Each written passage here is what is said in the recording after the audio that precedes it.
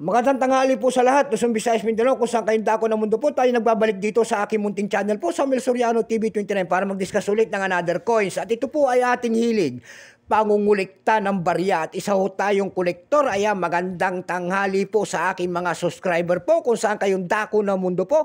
Keep safe po sa lahat at maraming salamat sa aking mga subscriber. Maraming salamat din po sa nanonood doon sa aking FB page. Thank you so much din po sa lahat.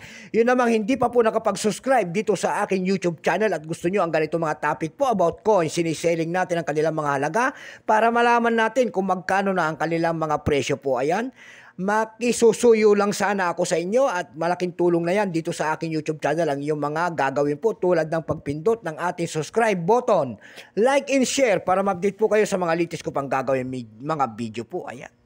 Ang pag-uusapan po natin ngayon ay 10 centimos po, year 1990 ni Francisco Baltasar. Makikita nyo po ang isang imahe ng isang lalaki nakaharap po sa kaliwang bahagi. Siya po, ayan, pangalan niya, kitang-kita pa. Siya po ay si Francisco Baltasar in the year, mint mark, in the Republika ng Pilipinas. Pagkatalikod doon natin, makikita natin ang 10 centimo and then isang isda. Ayan. Ang scientific name po ng isda na yan ay Pandaka pygmaea. Dako naman tayo sa kanya. Pagkakakilanlan, ayan po. Period po, Philippines po. Ayan. Type, Philippines po pala. Period, Republic, 1946 up to date po. Type, Standard Circulation Coins, years 1983 hanggang 1994. Value nito, 10 centimos po. Currency, piso, 1967 up to date po. Composition po nito ay aluminum.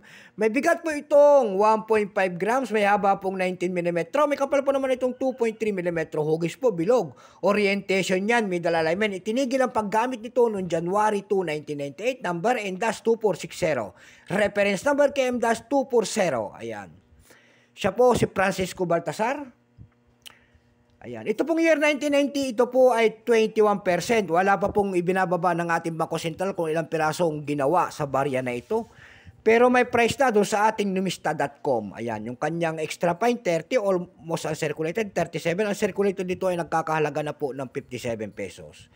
Dako naman tayo sa kanyang price. Doon sa ebay.com po nito, may nakita ko na tayo nagbebenta nito ng 29.